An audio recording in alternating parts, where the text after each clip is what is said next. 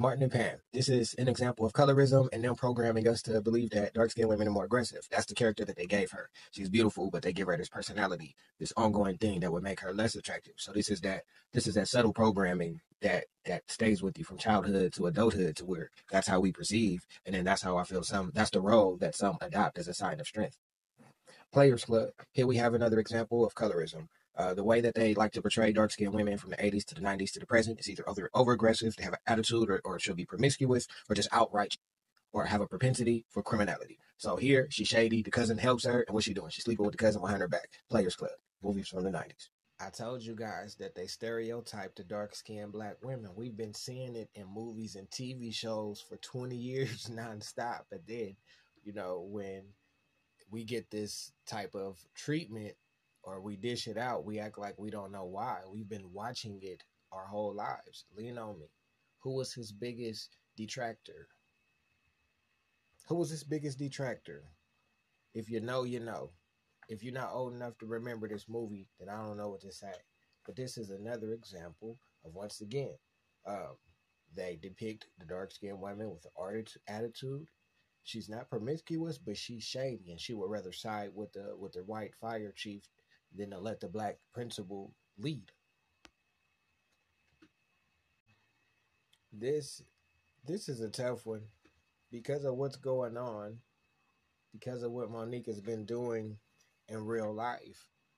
Art is imitating life force, life imitating art. This character speaks for itself. This was the most terrible character. But once again, in Black America, you get rewarded by mainstream society when you either go against what's traditional, if you do the opposite of what your grandmother would do, and you'll get elevated if or if you embody the stereotypes as a black woman, or if you perpetuate or uplift the stereotypes within black men, or if you celebrate criminality. Tasha from Power. Once again, here we go. We perpetuate the stereotype, the negative. This is a decade of she's showed us promiscuous, and she showed us shady or prone to criminality. That's the definition of Tasha. But what the new message now is kill the dad. So that's the theme you'll see. So you'll see that in this show. That's the theme of this show is to in order for her to lead, the dad has to die. That's a recurring theme that you'll see. Watch. There is a recurring theme that in order for the matriarch to be powerful, that the dad has to die. Look at this, Raising Canaan. This is the same franchise that's doing the same thing twice in a spinoff. Killing the dad, which will allow the matriarch of the kingdom. In this show also, the brother, once again, is a fool. She has to leave because the brothers are weak, and the other one is sniffing under a white girl. So we got stereotype on top of stereotype compounding. But once again, it's the same thing. They depict the dark-skinned woman with the attitude, promiscuous, shady, prone to criminality, and uplifting the negative black men. It's crazy. Not everybody gonna remember this one.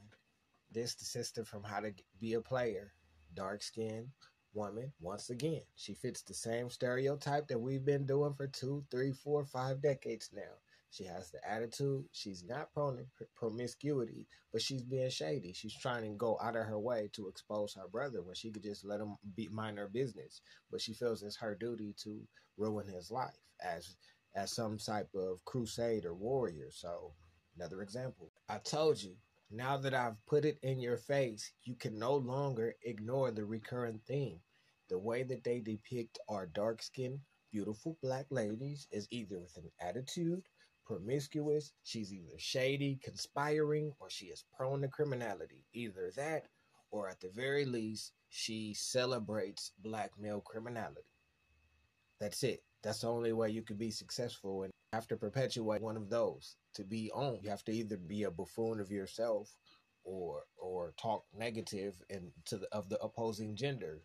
As a rapper, if you speak negatively on black women, you're promoted. And as a lady on talk shows, you're promoted if you say that black men are trash. It's the same thing. The dark woman having an attitude trope is so prevalent that they did it. They did it to Tisha Campbell. Excuse me. They got her in 2 popular series twice with the same attitude. It's crazy. We have been allowing ourselves to be depicted in a negative life and then been celebrating it. Look at this poetic justice. The darker skinned woman in the film, once again, has one of the four criteria that's the only one that they will allow. They gave her attitude.